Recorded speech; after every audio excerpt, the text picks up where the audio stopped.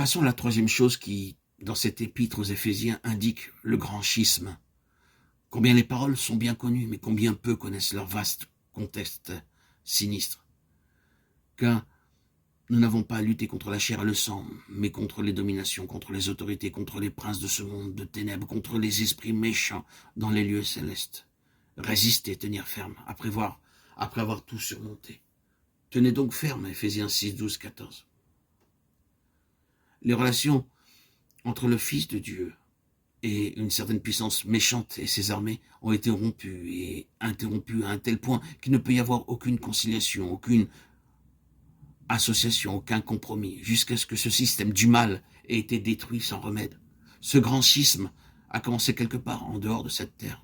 Il a ensuite envahi la terre. Et il a été la source et la cause de tous les schismes et les ruptures dans l'histoire. La Bible qualifie ce responsable du nom de Satan, le diable.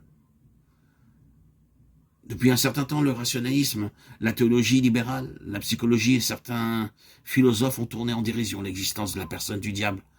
Et ce que la Bible lui attribue a été interprété comme étant simplement des névroses et des complexes. Ce qui revient à dire que le mal n'est pas quelque chose qui est en relation avec des esprits mauvais ou un Satan. C'est un désordre nerveux, ou au mieux, un désordre qui est en train de se réaliser.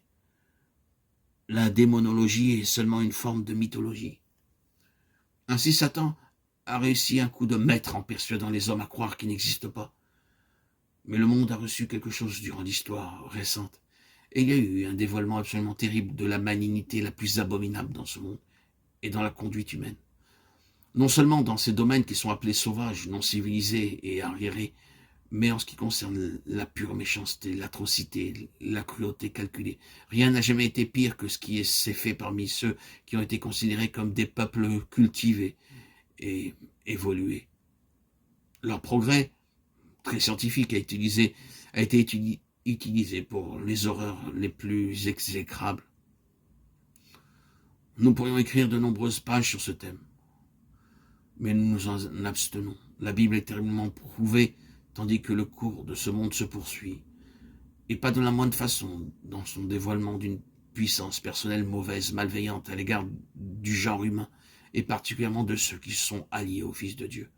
Le combat pour l'unité est un conflit douloureux à fendre le cœur.